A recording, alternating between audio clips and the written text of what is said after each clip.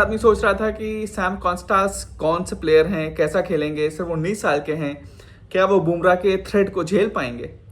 और आते ही उन्होंने अपने अटैकिंग इंटेंट दिखाया। पहले ही ओवर में उन्होंने बुमराह को अपनी लाइन लेंथ से हटाने की कोशिश की। स्वीप, रिवर्स स्कूप, ये सारी चीज़ें ट्राई की। पहले ओवर में तो काफ़ी प्ले एंड मिस भी हुए। इनिशियली 2-3 ओवर्स में स्ट्रगल भी किया, लेकिन फिर जैसे जैसे बॉल थोड़ा पुराना होता गया, हमने देखा कि सैम कॉन्स्टास अपने कॉन्फिडेंस को बढ़ाते ही गए। एक एटीट्यूड था, एक फेयरलेसनेस थी, एक जज्बा था, जिसे कहते हैं फेयरलेसनेस ऑफ द यूथ। क्योंकि अभी यंग हैं तो फियर ऑफ फेलियर नहीं है, आउट होने का डर नहीं था। एक फेयरलेसनेस लेके आए कि भाई कोई भी बॉलर हो, मैं बॉलर को देख के नहीं डरूंगा। अगर बॉल अच्छी है तो मैं उसे रिस्पेक्ट करूंगा, नहीं तो मैं अटैकिंग जो उनका गेम है वो खेलूंगा।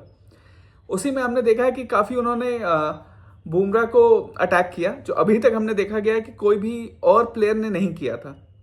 ट्रेविस हेड ने थोड़ा बहुत किया था, लेकिन तब तक बॉल पुरानी हो जाती थी। तो नई बॉल के साथ जसप्रीत बुमराह पे ऐसा अटैक मैंने पहले नहीं देखा था। हमने कमेंट्री में भी सुना कि काफ़ी उनके पुराने प्लेयर्स एक्साइट हुए कि this is one of the most significant debuts for an Australian cricketer. Sam Konstas का डेब्यू इतना इंप्रेसिव लगा लोगों को।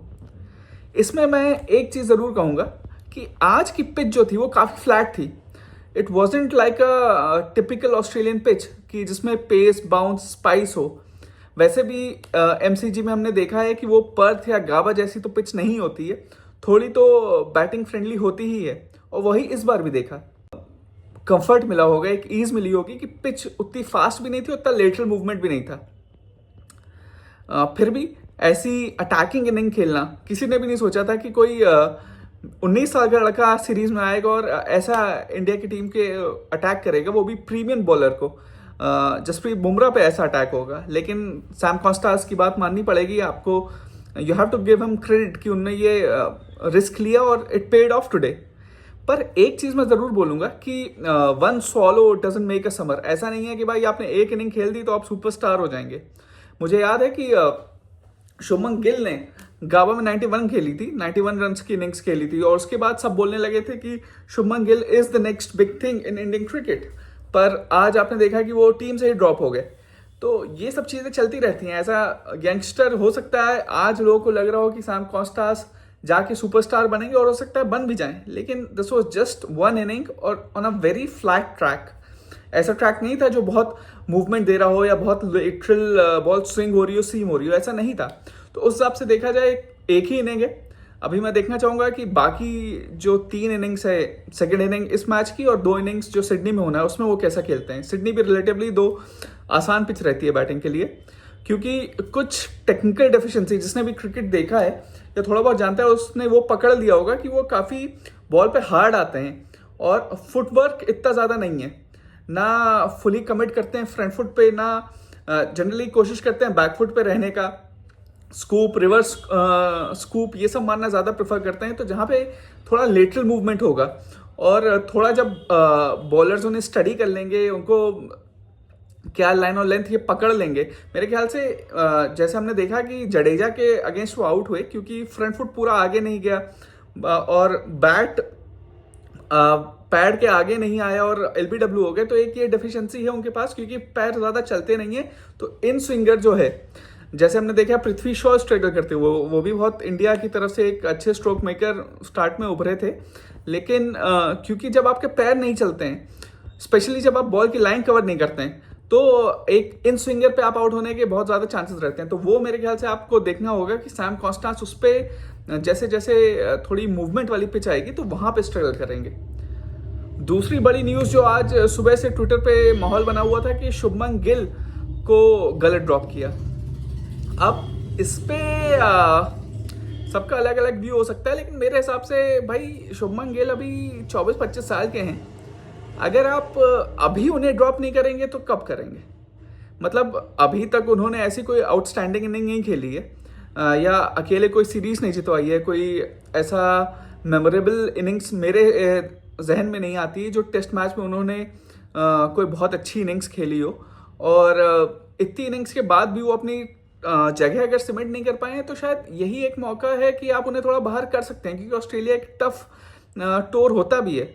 और जब आप 24-25 साल के होते हैं तब ड्रॉप होना तब भी आसान है, क्योंकि तब आपका एक रिलेटिवली यंगस्टर ही हैं आप, तो आपके पास 2-3 महीने आपको टाइम मिले तो आप वापस भी आ सकते हैं। अगर आप अपने करियर में लेट ड्रॉप होते हैं तो कमबैक के चांसेस उतने ही कम होते हैं। शुभमन गिल के साथ एक टेक्निकल डेफिशिएंसी भी है जो पता नहीं क्यों लोग ये पॉइंट आउट नहीं करते हैं, जो मेरे लिए तो बहुत ही ग्लेयरिंग है और बहुत ही ऑब्वियस है कि जब वो बैटिंग करते हैं तो मान लीजिए वो लेग स्टंप का गार्ड लेते हैं तो वो जनरली बॉल पंच करना चाहते हैं, पंच करते हैं या लेग साइड पे खेलते हैं तो जैब करते हैं। दोनों ही शॉट्स में ये देखा गया है कि वो बैक फुट पे ज्यादा रहना चाहते हैं, फ्रंट फुट पे कमिट नहीं करते हैं।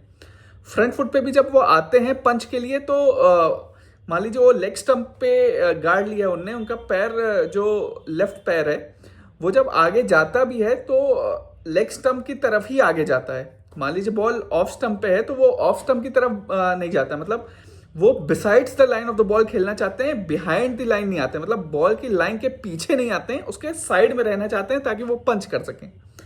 इंडियन पिचेस में तो यहाँ ये चल जाता है जब बॉल में ज़्यादा स्विंग और सीम नहीं है, लेकिन जहाँ पे स्विंग और सीम है वहाँ पे अगर आप बिसाइड्स द लाइन आते हैं तो आपका आउटर एज और इनर एज दोनों से आप वल्नरेबल हो जाते हैं, क्योंकि पैर से दूर खेल रहे हैं आप। ये अगर आप उनकी कोई भी इनिंग खेल देखें तो आप ये पता लगा सकते हैं। और आई एम वेरी सरप्राइज कि अभी तक कोई इस पर बात नहीं करता है। ओपोनेंट टीम्स ने तो पकड़ लिया है, तभी वो बार बार आप देख रहे हैं कि स्विंगिंग बॉल के अगेंस्ट स्ट्रगल कर रहे हैं। इनफैक्ट स्पिन के अगेंस्ट जहां भी लेटरल मूवमेंट है, चाहे वो स्पिन है, स्विंग है, सीम है, तीनों पे वो स्ट्रगल करेंगे, क्योंकि ये उनकी पंच करने की जो आदत है, ड्राइव की जगह वो पंच करना चाहते हैं। उसकी वजह से वो बैट और पैड में गैप ढूंढते हैं ताकि उनके आर्म्स फ्रीली मूव कर सकें। ये एक मेजर डिफेक्ट है, तो ये भी उन्हें सही करना पड़ेगा। इसीलिए मुझे लगता है कि अभी उनको थोड़ा देर बाहर करना कोई ऐसा बुरा डिसीजन नहीं है, क्योंकि ऐसा उनका कोई बॉडी ऑफ वर्क भी नहीं है कि उन्होंने 10-15 हज़ार रुपये बनाए, 10-15 हज़ार रन बनाए हुए हैं कि आप उनको बाहर करने से पहले 10 बार सोचें। अरे भाई रिलेटिवली यंग ही है वो, तो अगर आपको लगता है कि उन्होंने अच्छा नहीं परफॉर्म किया तो आप ड्रॉप कर सकते हैं। इतनी भी स्ट्रांग पीआर नहीं होनी चाहिए कि भाई रन बना नहीं रहा है इंसान लेकिन फिर भी आप उसे बैक करे जा रहे हैं, क्योंकि वो थोड़ा अनफेयर हो जाता है उन डोमेस्टिक प्लेयर्स के साथ जो भाई डोमेस्टिक में 10-12 घंटे प्रैक्टिस कर रहे हैं इस उम्मीद में कि उन्हें एक चांस मिलेगा। और यहाँ पे एक प्लेयर है जिसे चांस पे चांस मिला जा रहा है, वो रन नहीं बना रहा है सिर्फ इसलिए क्योंकि लोग कह रहे हैं उसमें टैलेंट है। टैलेंट है ये मैं भी मानता हूँ, लेकिन टेक्निकल फ्लॉज भी हैं, और इंटरनेशनल क्रिकेट में आप टेक्निकल फ्लॉज के साथ ज़्यादा दिन सक्सीड नहीं कर सकते हैं।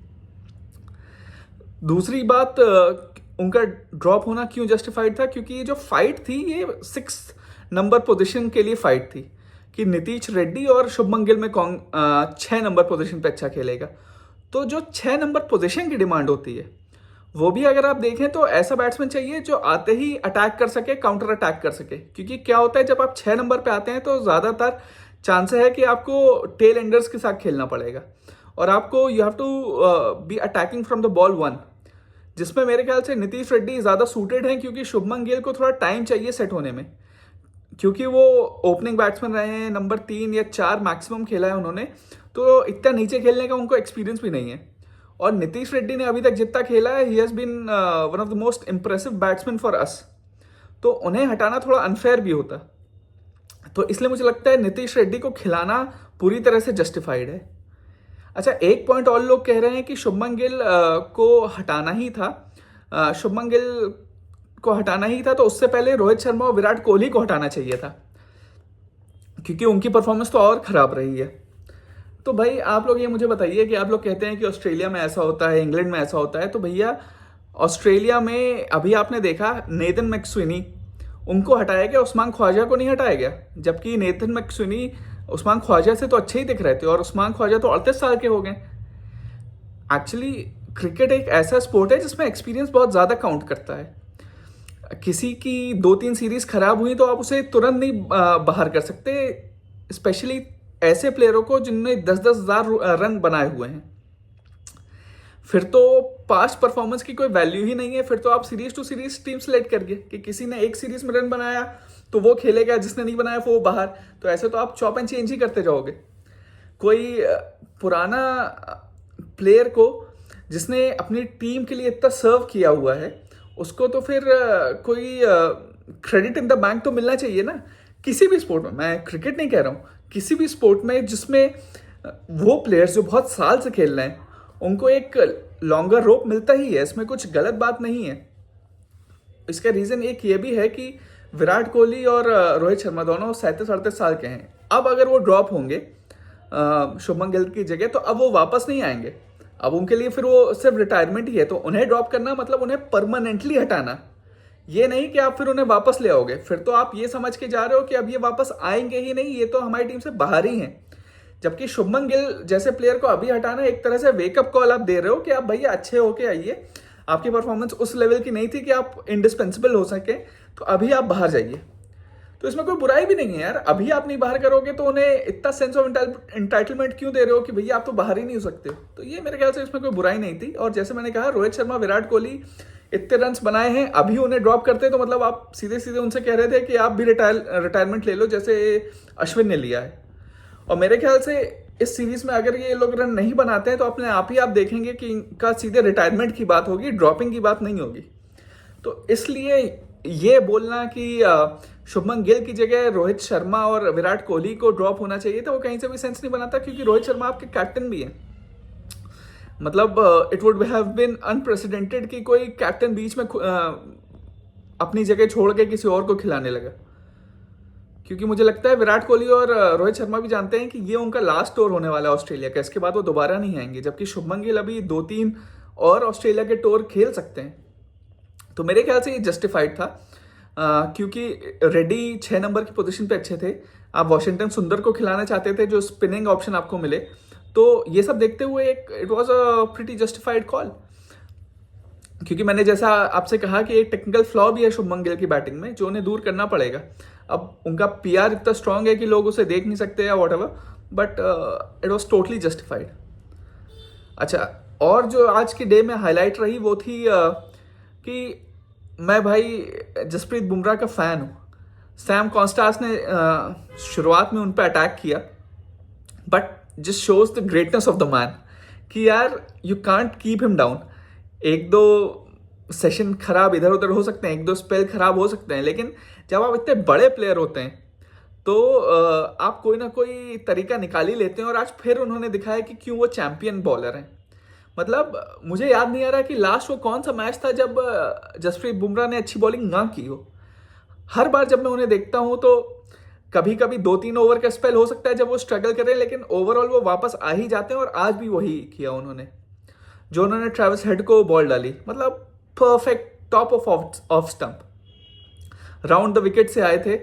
जैसे मैंने पहले भी बोला है कि ट्रेविस हेड को आप रूम ना दीजिए, पैर हिलते नहीं है उनको, अगर आप राउंड द विकेट से इन स्विंगर डालें तो आप उनको पकड़ सकते। और यही देखा गया इस बार भी कि कैसे जब आपने अटैक किया ट्रेविस हेड को, आते ही राउंड द विकेट से आए, टॉप ऑफ स्टंप डाला, आपको विकेट मिल गया। अब इंडिया को क्या करना है?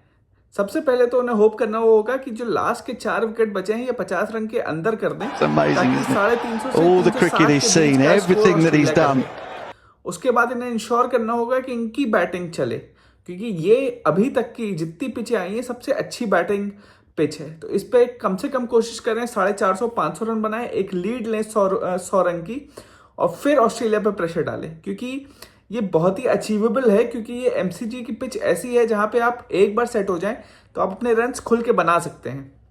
तो बहुत इंपॉर्टेंट होगा कि इंडिया इसका पूरा फायदा उठाए और 450 से 500 रन बनाए।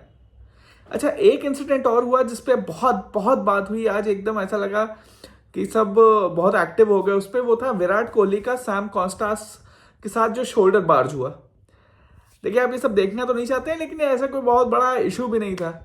हाँ, लोग कहते हैं जेंटलमैन्स गेम है, लेकिन भाई हमने इससे खराब चीज़ें देखी हैं।